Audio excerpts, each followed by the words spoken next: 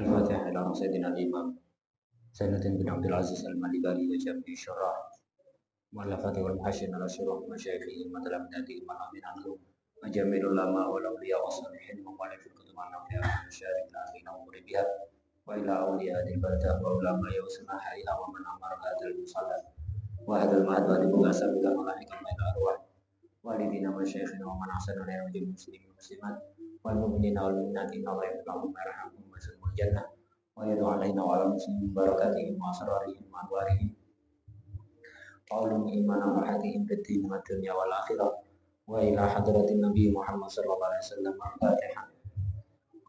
بسم الله الرحمن الرحيم مالك يوم الدين إياك نعبد وإياك نستعين اهدنا الصراط المستقيم صراط الذين أنعمت عليهم غير المغضوب عليهم ولا الضالين آمين. بسم الله الرحمن الرحيم الحمد لله رب العالمين والصلاة والسلام على سيدنا ومولانا محمد وعلى آله وصحبه أجمعين أما بعد. Faslun fi syuruti salat. Sekarang kita masuk fasal syarat-syaratnya salat. Asyartu, ibadah itu memiliki rukun, memiliki syarat, memiliki sunnah. Kalau rukun itu wajib dilakukan dan merupakan bagian.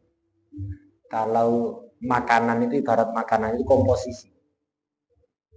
Kalau syarat itu harus ada, tapi bukan komposisi. Tapi tanpa syarat ya tidak bisa ada. Secara sederhana mungkin seperti nasi goreng. Rukunnya nasi goreng, ya nasi, bumbu-bumbu, minyak. Itu komposisi nasi goreng. Syaratnya wajan, sutil, kompor. Tanpa wajan, tanpa kompor, tanpa sudil, bisa terwujud nasi goreng. Tapi apakah bahannya nasi goreng? Lek bahannya kompornya sangat pangan pisannya. Nah, itu syarat. Ibadah itu juga seperti itu. Memiliki rukun, memiliki syarat. Komposisinya ibadah itu rukun. Salat, apa itu salat? Ya rukunnya itu salat itu. Takbir, niat, Fatihah, ruku, sujud. Tanpa itu semuanya tidak ada salat. Itu rukun komposisi. Harus dilakukan dan bahan-bahannya, komposisinya. Ada syarat. Bukan bagian dari sholat. Bukan komposisinya sholat. Tapi harus dilakukan. Kalau tidak rasa. Kayak wudhu. Suci dari hadas kecil. Suci dari hadas besar. Suci dari najis. Menutup aurat. Menghadap kiblat. Menghadap kiblat, menutup aurat. Bukan sholat. Tapi harus dilakukan ketika sholat. Jadi syarat itu di sini disebutkan, didefinisikan asyartu ma yutawaqqafu alaihi sihhatus shalah wa laisa minha. Jadi syarat itu ma yatawaqqafu, gatikan tergantung. Alaihi alamma apa sihhatus shalah. Sahnya salat butuh pada sesuatu itu, pada syarat. Nah, itu yang dikatakan syarat. Jadi salat bisa sah butuh pada syarat, tapi wa laisa minha. Bukan bagian dari sholat, bukan komposisi seandainya makanan. Waktu dimati syurutu alal arkan, rukun belum dibahas, kok syarat dulu. Syarat dulu dibahas baru rukun. Kok tidak rukun dulu baru syarat? Nah, alasan mendahulukan syarat di sini alal arkan li'anna syurut aula bitaqdim. Karena memang lebih berhak didahulukan. Kenapa kok lebih berhak? Idis syartu ma yajibu taqdimuhu ala sholah wastimrorulan terus-terusin ma fiha ing dalam sholat. Karena syarat itu harus ada sebelum sholat dan terus ada sepanjang sholat. Beda Fatihah, adanya ya di dalam sholat, bukan sebelum sholat, itu rukun. Tapi kalau syarat, sebelum sholat sudah harus ada. Suci dari hadas, sebelum takbir sudah suci. Dari hadas, najis. Sebelum takbir sudah harus menghadap kiblat. Jadi ketika pas takbir itu sudah harus menghadap kiblat, sudah harus menutup aurat. Nah, syarat itu harus ada sebelum sholat dan terus ada sepanjang sholat. Suci dari hadas, najis, menghadap kiblat, menutup aurat, sepanjang sholat harus tetap ada. Jadi sebelum ada sholat, sebelum ada rukun berarti harus ada syarat. Makanya syarat didahulukan daripada rukun pembahasannya. Syurutus sholati khamsatun. Syaratnya sholat ada 5 yang disebutkan di sini. Yang disebutkan di sini ada 5, tapi ada sebagian yang tidak disebutkan oleh mu'allif.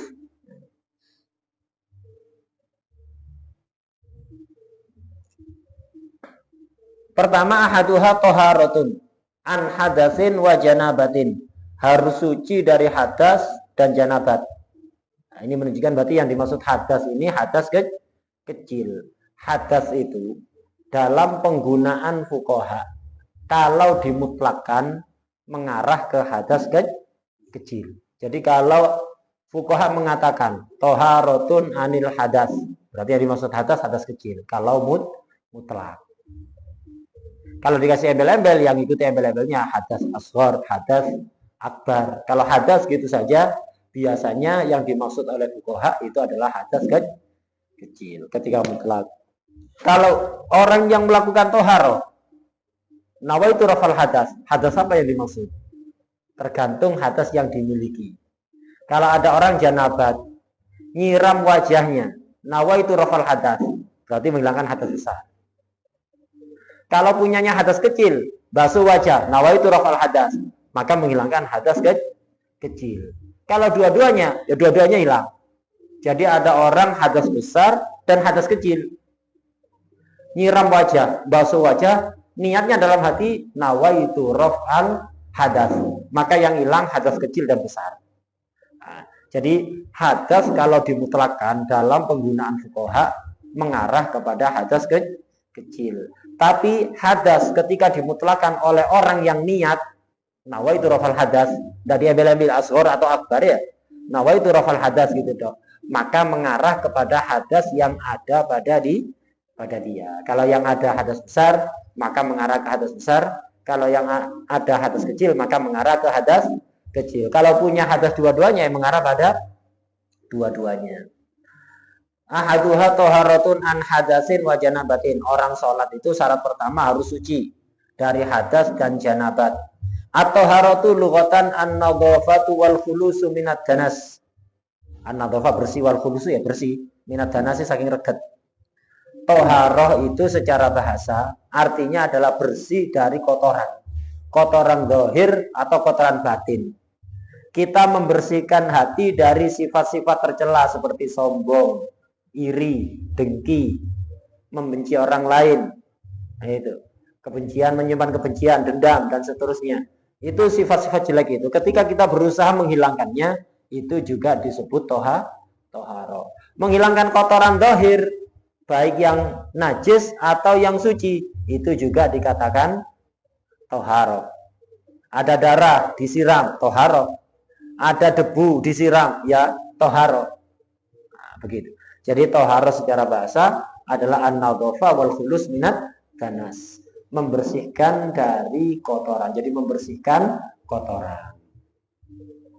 Imam Syafi'i itu ketika meninggal ditanyakan oleh sebagian orang kepada Sayyidah Nafisah, gimana komentarnya Sayyidah Nafisah tentang Imam Syafi'i. Sayyidah Nafisah ini seorang perempuan Ahlul Bait, keturunan Rasulullah SAW, yang tinggal ada di Mesir satu zaman dengan Imam Syafi'i. Dan Imam Syafi'i kalau iskal apapun sering nanya kepada Sayyidah Nafisah. Perempuan tapi alimnya luar biasa. Ngalahkan Imam Syafi'i. Sehingga Imam Syafi'i kalau iskal sering merujuk kepada Sayyidah Nafisah. Kalau sakit, pakaiannya diantar ke Sayyidah Nafisah biar didoakan. Ketika meninggal Imam Syafi'i itu disolati ratusan ribu orang. Kemudian ada yang mimpi bahwa Imam disolati ratusan orang, tapi sebelum itu disolati oleh Sayyidah Nafisah. Jadi jenazah Imam Syafi'i diangkat ke depan rumah Sayyidah Nafisah. Sayyidah Nafisah nyolati dari dalam rumah karena tidak pernah keluar rumah. Nggak senang healing. Nah, jadi ada dalam rumah dibawa ke depan rumah beliau, disolati ada dari dalam rumah. Kemudian setelah itu ratusan ribu orang yang mensolati Imam Syafi'i. Pengaruhnya sangat besar di Mesir. Kemudian malamnya ada yang mimpi tentang bagaimana keadaan Imam Syafi'i setelah meninggal. Ternyata Imam Syafi'i itu diampuni segala kekurangannya gara-gara disolati Sayyidah Nafisah. Karena itu kalau ada keluarga meninggal, upayakan ada orang soleh yang mensolati. Ditunggu, walaupun telat teko jamin, tidak apa-apa. Mending satu orang soleh itu daripada para usaha lapangan. Tapi poso lapor. Nah, itu. Jadi ditunggu. Oh, wes jam iki. Ditunggu. Nah, kalau memang nggak memungkinkan, ya diminta untuk mensalatkan di kuburannya atau salat gaib. Itu penting itu. Jadi jangan ada keluarga meninggal pokok salati langsung kubur padahal ketebok ae. Ya, enggak, jangan samakan sampai kubur ketebok. Sampean kalau perhatian kepada keluarga yang meninggal, nanti kalau meninggal diperhatikan. Perhatian agar supaya keluarga kita yang meninggal itu disolati oleh orang-orang soleh, biar dosa-dosanya diampuni. Sampean nanti kalau meninggal jika diperlakukan seperti itu, kama tadi nutudan. Sebagaimana sampean bersikap, seperti itulah akan diperlakukan oleh makhluk Allah ataupun oleh Allah nanti di akhirat. Kalau di akhirat seneng ngangel-ngangel, di akhirat ya angel. Kalau di dunia sulit memaafkan kesalahan orang, di akhirat sulit dimaafkan kesalahannya oleh Allah Subhanahu wa taala. Tapi kalau mudah memaafkan, di akhirat mudah dimaafkan. Begitu. Kama tadinu tudana. Jadi Imam Syafi'i diampuni segala kekurangannya barokah disolati Sayyidah Nafisah. Dan semua ratusan ribu yang mensolati Imam Syafi'i, semuanya dosa-dosanya diampuni, barokai nyolati Imam Syafi'i. Nah, yang bisa kita ambil dari ini apa? Kalau ada keluarga meninggal, usahakan ada orang soleh yang diminta untuk mensolati. Kalau ada orang soleh meninggal, usahakan kita datang untuk mensolati. Kalaupun tidak bisa, sholat gaib minimal. Minimal sholat gaib. Usahakan. Kenapa? Man sholla ala maufirin ghufirallah. Siapa yang mensolati mayit yang dimaafkan kesalahan oleh Allah, maka yang mensolati ketularan dimaafkan.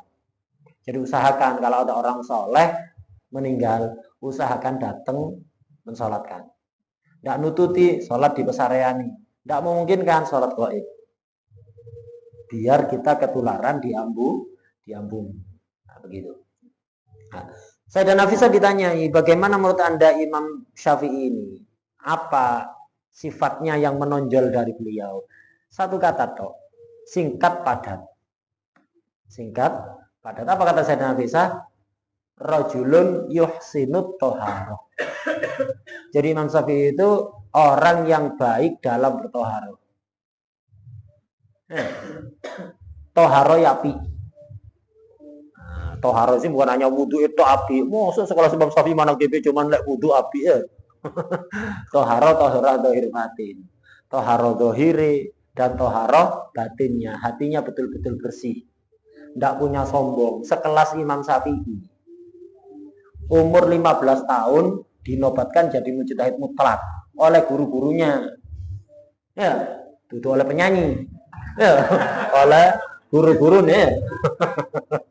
Guru-gurunya yang mujtahid mutlak, para mujtahid Imam Syafi'i di Mekah itu masa keemasan waktu itu. Banyak mujtahid ada di Mekah, banyak mujtahid ada di Madinah. Imam Syafi'i itu serius belajar ilmu agama itu mulai sebelum umur 10 tahun. Umur 15 dinobatkan jadi mujtahid mutlak. Guru-gurunya yang mujtahid mengatakan, ya Aba Abdillah, qad analaka antuftihi Abu Abdillah, yaitu Imam Syafi'i. Wis wayahe sampean fatwa, sudah waktunya sampean fatwa. Fatwa di zaman itu maksudnya ijtihad sendiri. Umur 15 tahun. Setelah dinobatkan jadi mujtahid, ya ndak moro apa? Wis mari wis. Lulus wis ya. Ndak usah ngaji-ngajian, ndak tetap ngaji ke Imam Malik. Sampai ke Irak, sampai hijrah, ditinggalkan.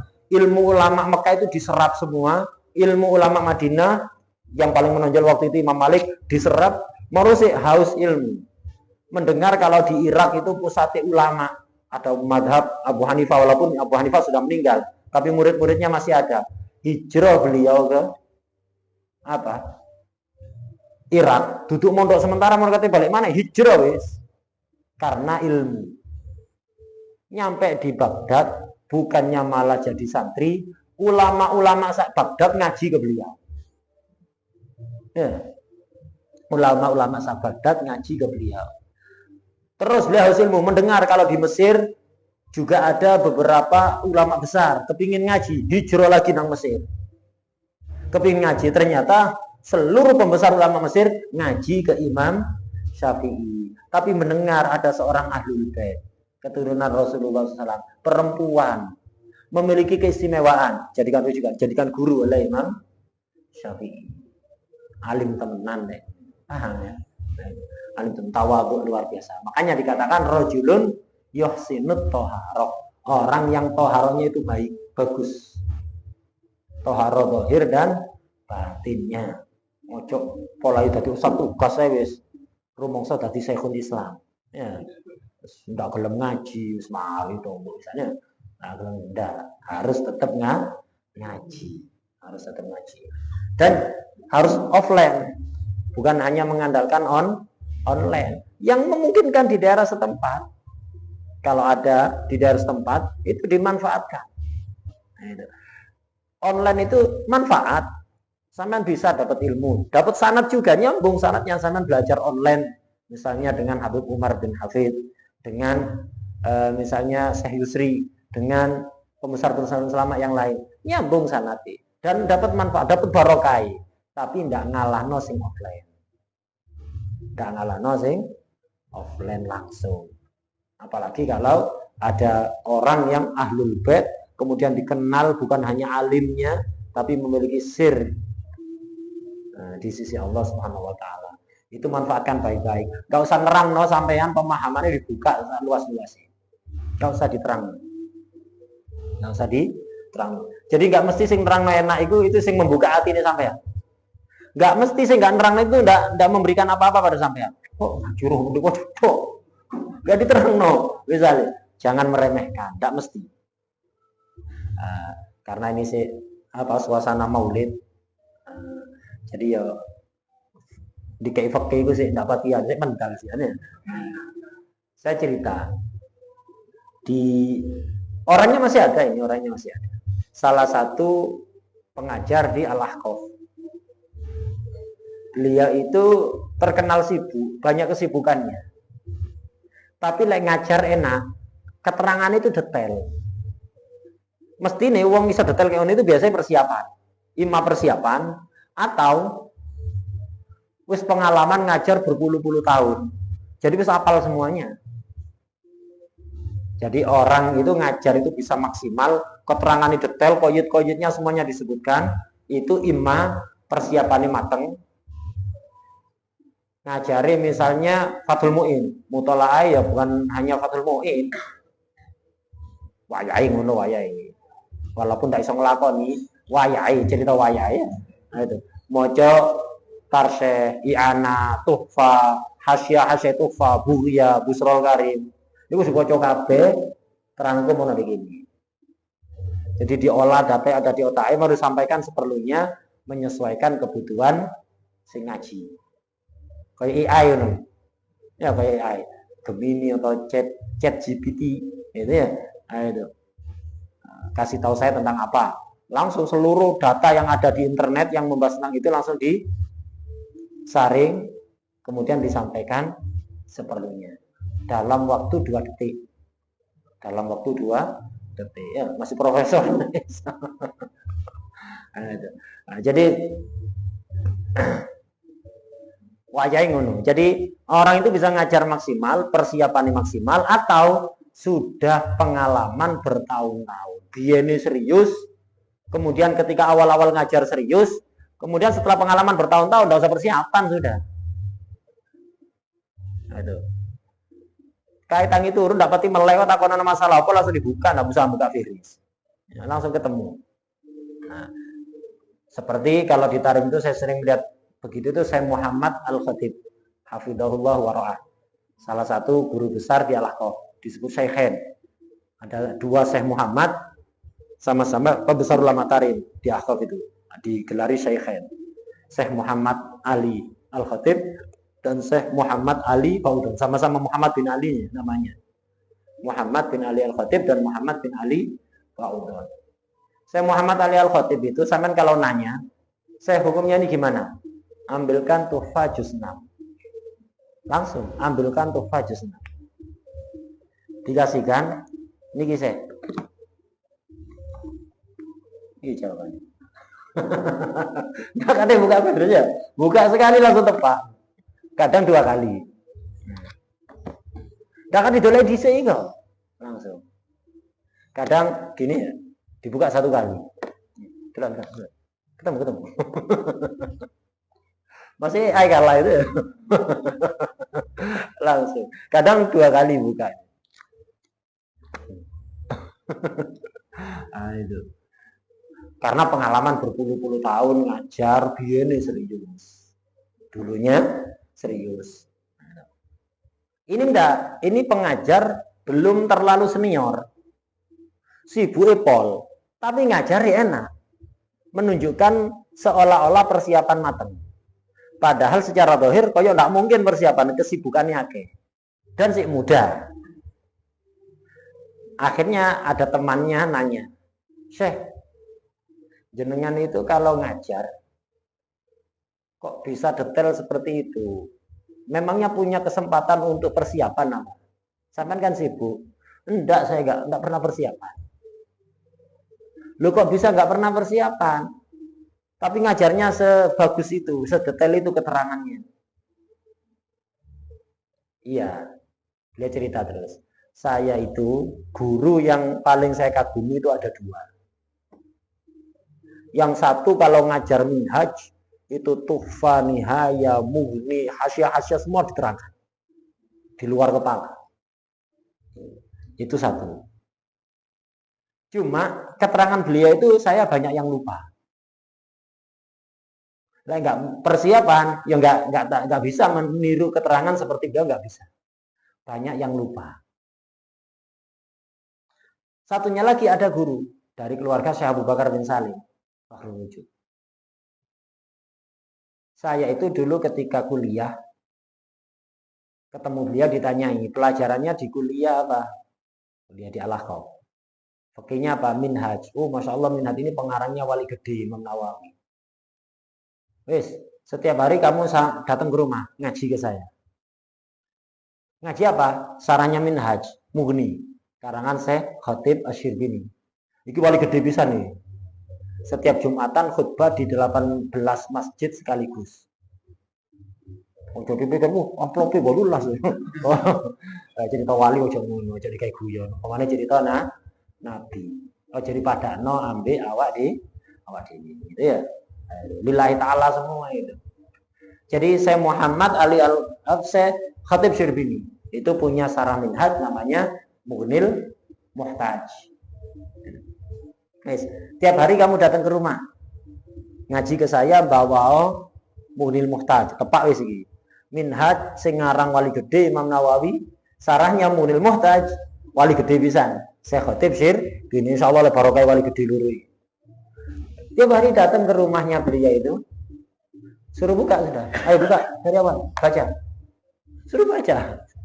Nah, beliau baca, gurunya ini tidak nerangkan. Malah apa? Ditinggal baca Dalailul Khairat. Ditinggal baca Dalailul Khairat. Ya hizib itu kan dia bagi per hari kan. Senin, Selasa, Rabu, Kamis, Jumat, Sabtu, Ahad sampai Senin lagi ya. Nah itu. Jadi seperti itu. Baca. Beliaunya baca Dalail, muridnya suruh baca. Enggak diterangkan. Ditinggal baca Dalail. Dalail selesai, sudah cukup. Besok kesini lagi. Datang besoknya, nyampe mana kemarin? Ini. Ayo baca, bismillah. Ditinggal baca Dalail lagi. Sampai selesai satu hizib itu. Oh, sudah selesai. Besok kesini lagi. Terus begitu. Tapi kata beliau, subhanallah. Isi kitab Mughni yang saya baca di hadapan beliau itu sampai sekarang ingat semua. Yaitu yang saya tak ajarkan.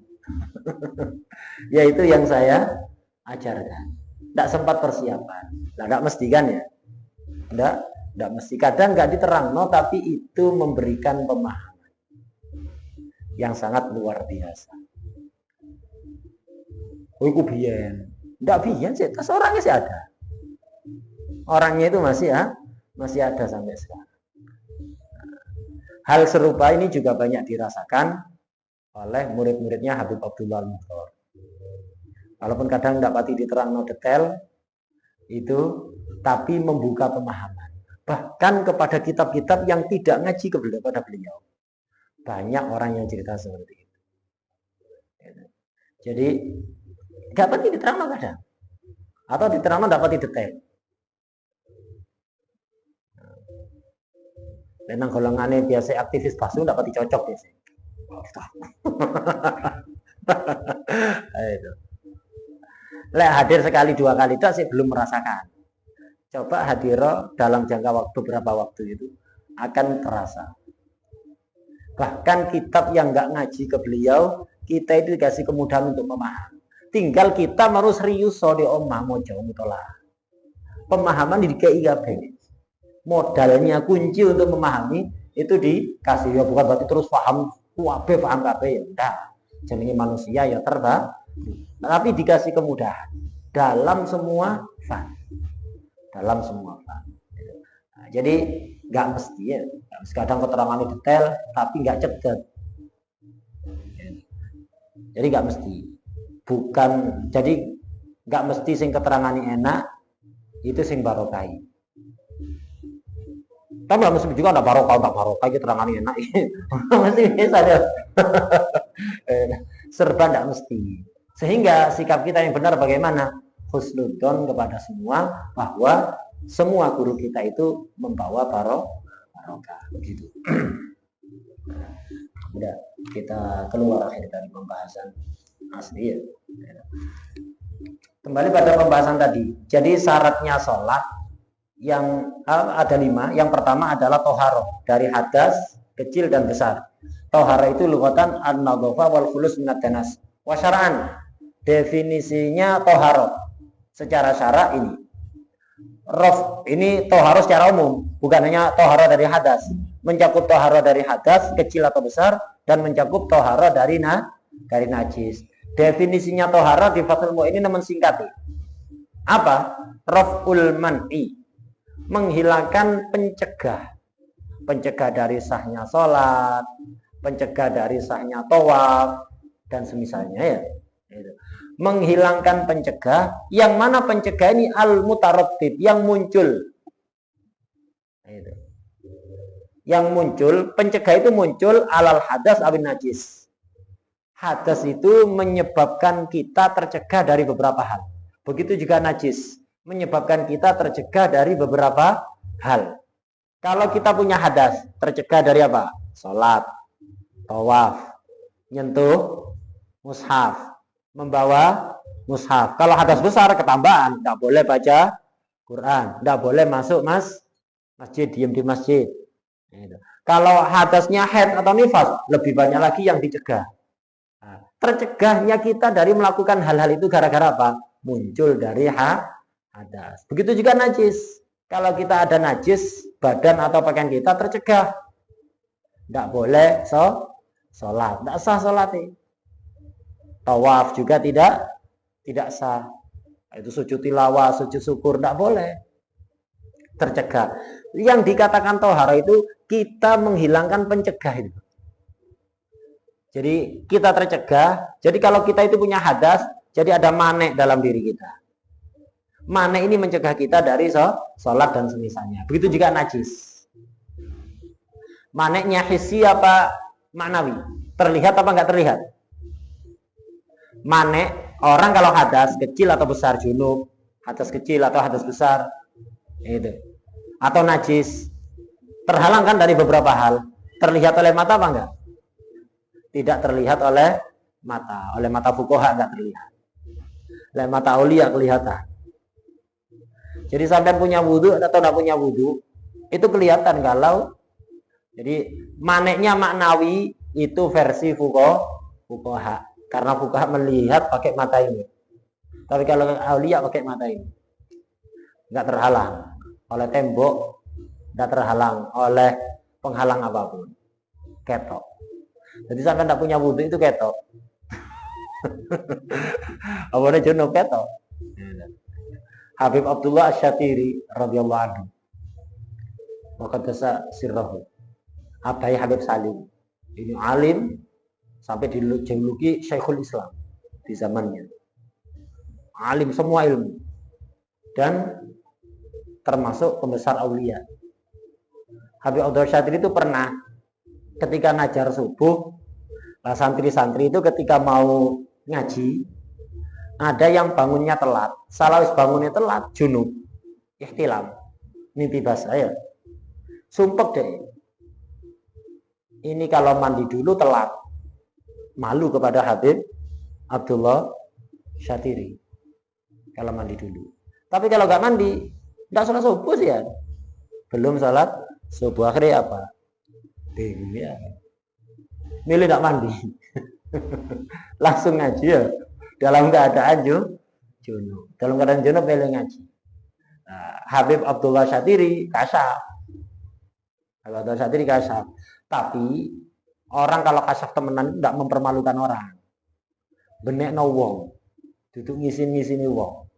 Itulah kasyaf temenan. Ya. Akhirnya murabbi. Habib Abdullah Syatiri itu ketok, waduh orang si junub. Ketok. Lah ditegur langsung kon atus ya. Dadi omongan sak pondok ya. Akhirnya Habib Abdullah Syatiri apa? Ya apa santri iki? Ndak tau ono sing ngadus. Ambune ndak karu-karuan. Kabeh adus kabeh sih.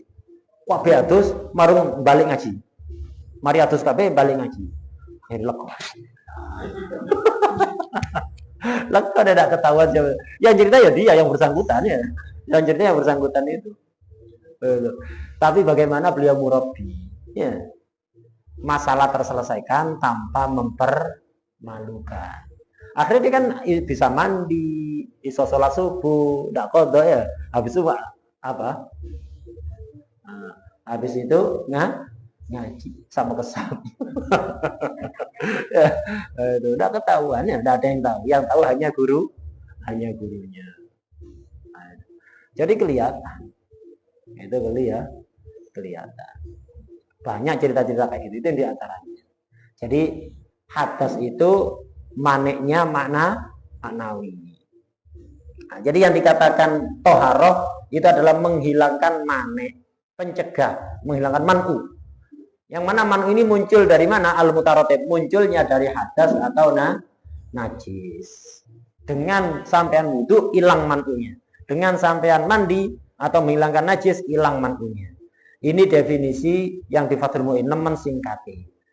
Definisinya toharoh itu banyak. Ada beberapa versi, cuman hampir semuanya mengalami kritikan. Tidak selamat dari kritikan. Takrifnya toharoh yang dianggap paling bagus itu adalah takrifnya Imam Nawawi yang ada di Majmu'. Imam Nawawi di Majmu' mendefinisikan toharoh apa? Yaitu raf'u hadatsin au izalatu najisin au ma fi maknahuma au ala suratihima. Itu toharoh, mencakup toharoh hadas atau toharoh najis. Apa definisinya? Raf'u hadatsin au izalatu najisin au ma fi maknahuma au ala suratihima. Saya urut. Raf'u hadas, menghilangkan hadas, itu toharoh namanya. Baik hadas kecil dengan wudu atau hadas besar dengan mandi. Itu toharoh. Au izalatu najisin, atau menghilangkan najis dengan segala macamnya. Mughalladhah, mutawassithah, mukhaffafah, ainiyah, hukmiyah. Semuanya itu dikatakan toharoh. Au ma fi maknahuma, ini juga toharoh. Ma fi maknahuma, yang fungsinya sama seperti raful hadas au izlatun najis. Ma fi maknahuma itu yang fungsinya sama. Au ma fi maknahuma, sesuatu yang memiliki fungsi seperti raful hadas atau memiliki fungsi seperti izalatun najis. Apa fungsinya raful hadas? Menghilangkan man'u. Apa fungsinya izalatun najis?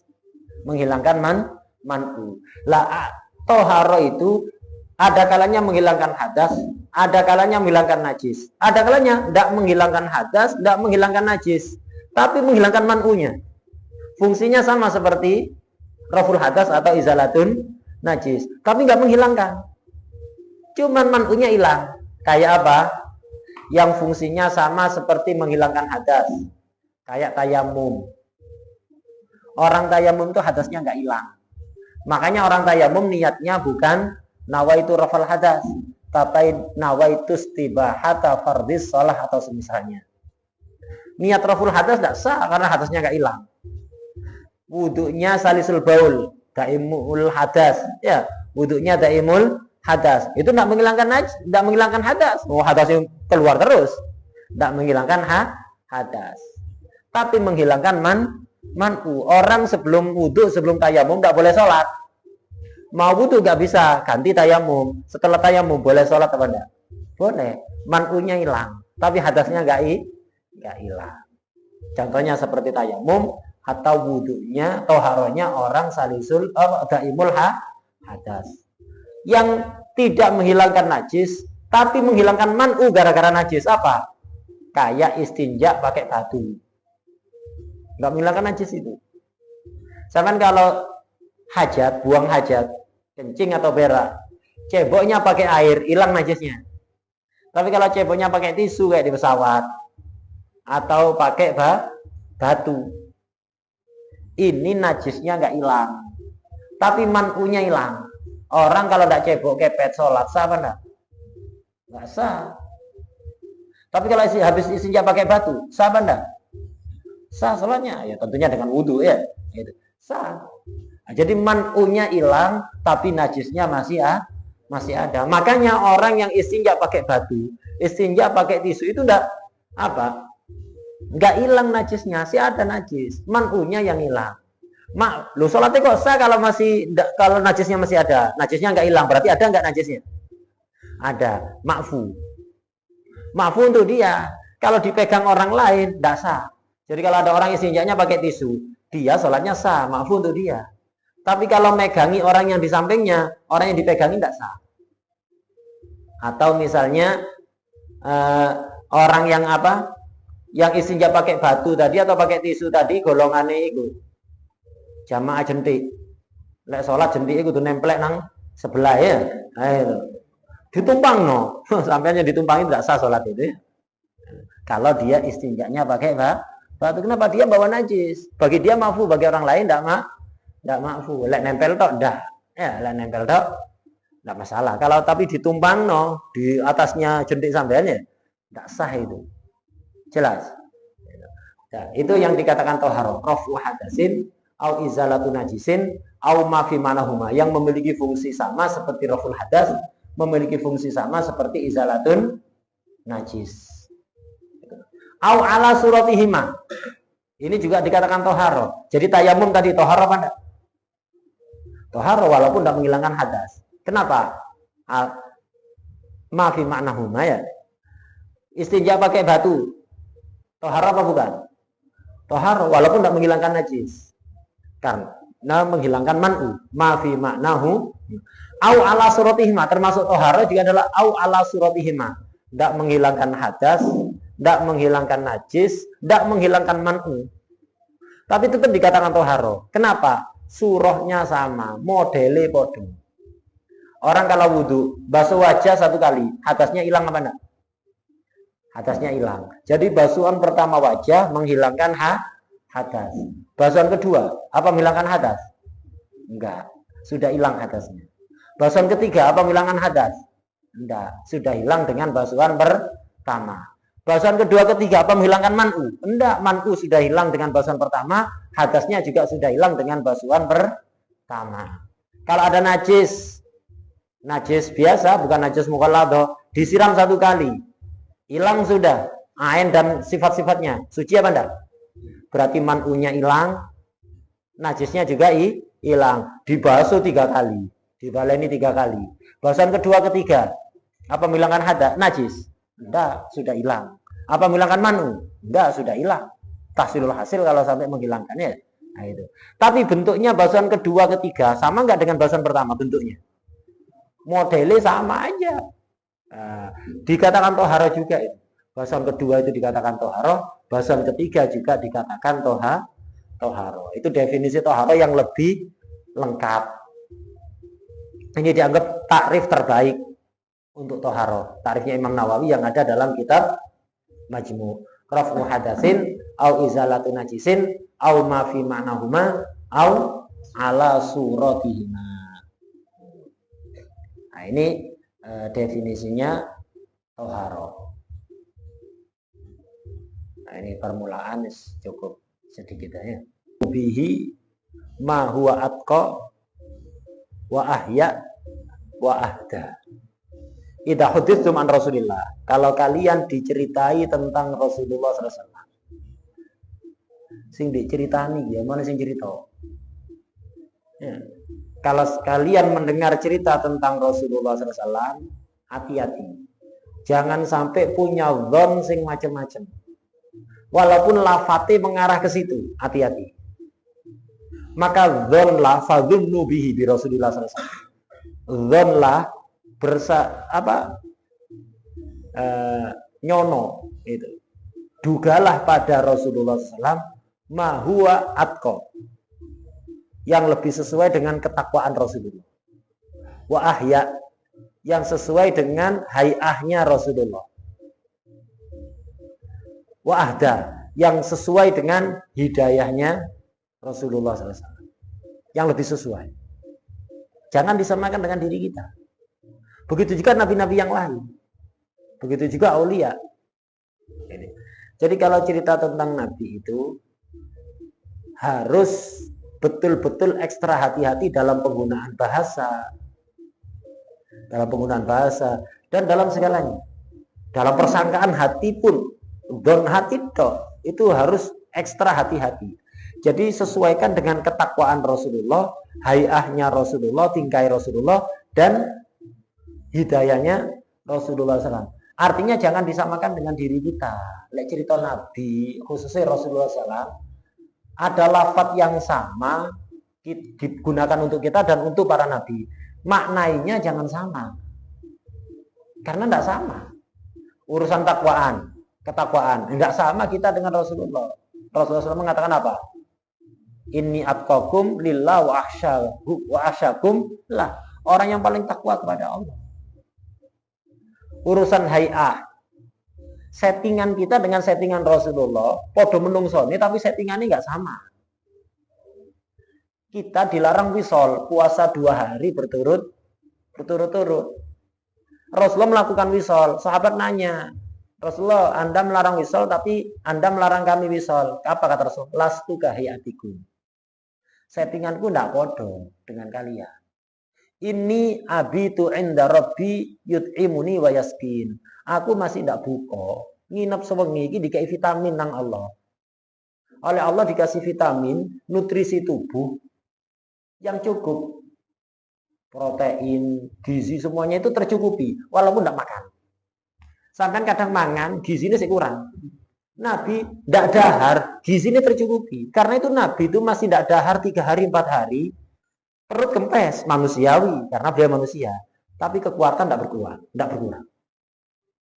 Kadang ya kroso di perut itu kempes. Lek kempes itu, lek kosong perut itu asamnya naik.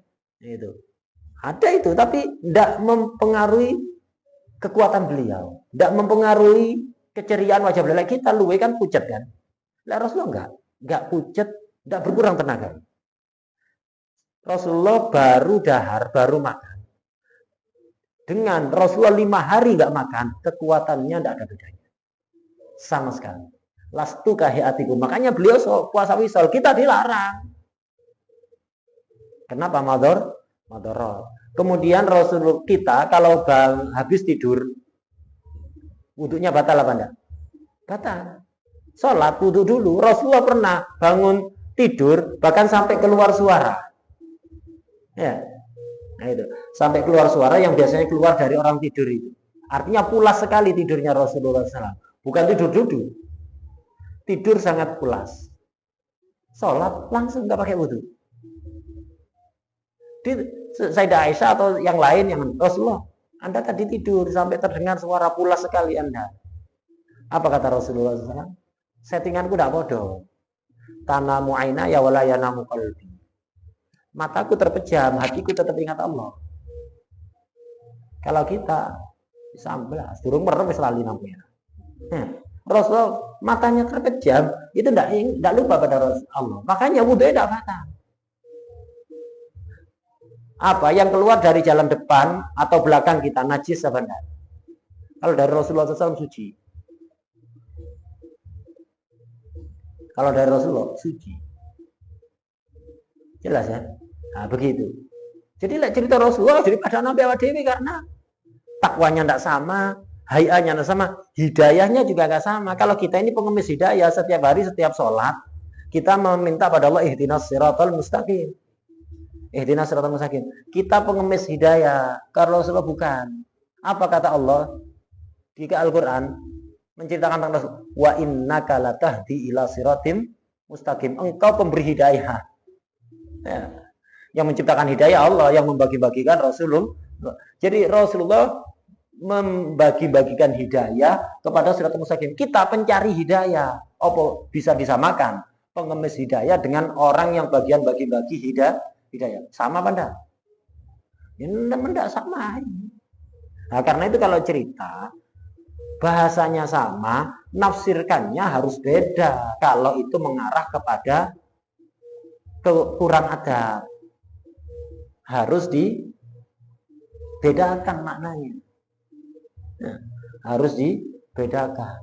Karena itu perlu hati-hati. Pokoknya cerita Rasul itu perlu hati-hati. Dan itu tidak bakalan bisa sampean miliki rasa seperti itu kecuali duduk di hadapan orang yang hatinya penuh cinta Rasulullah SAW, yang menjaga adab kepada Rasulullah SAW. Baru sampai bisa. Lek cuman mau kitab tidak bisa. Akhirnya kayak guyonan nih dipahami dewi. Ya, seperti dulu Simbong Gondrom nih ya. Nah itu. Itu karena dari baca atau mendengar dari orang yang memang gak adab kepada Rasulullah. Makanya wani ngomong kayak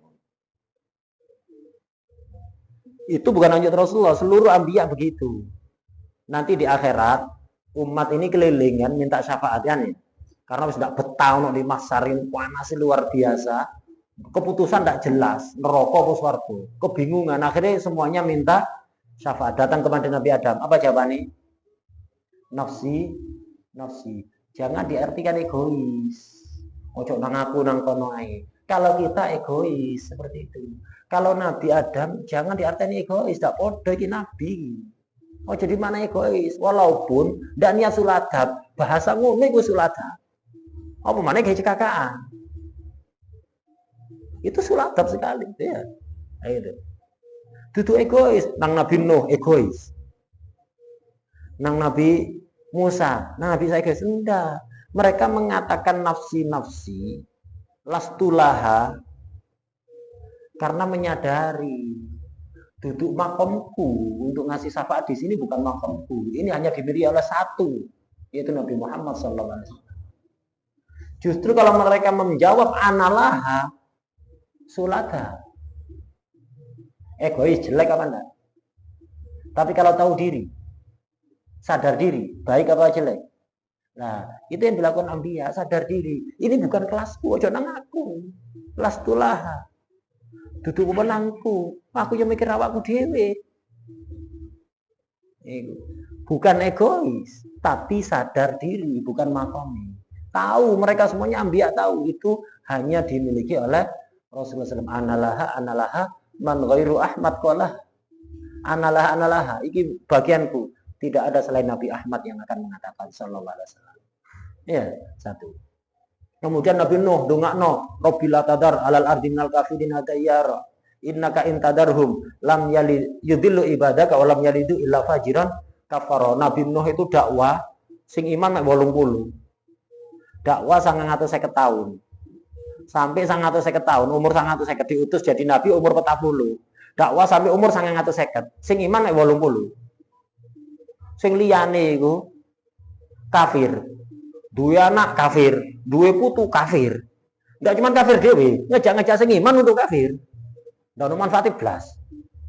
Nah, enggak ada manfaat blas. Baru beliau doa seperti Rabbila tadar alal ardi minal kafirin hadayyara. Ya Rabb, jangan kau sisakan satu pun orang kafir di atas muka bumi.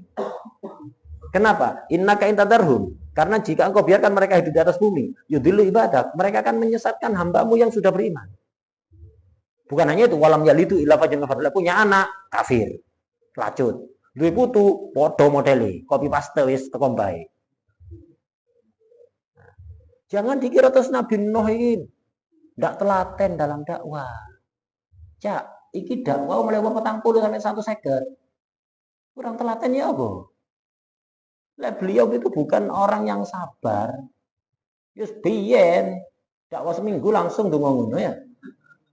Kayak awak-awakan. Ngandani wong sepisan ndak nurut, mandar-mandar metu kabeh. Ini koyo yo-yo. Nabi Nuh mulai umur 40 sampai 950 baru donga koyo ngono. Bukan hanya itu.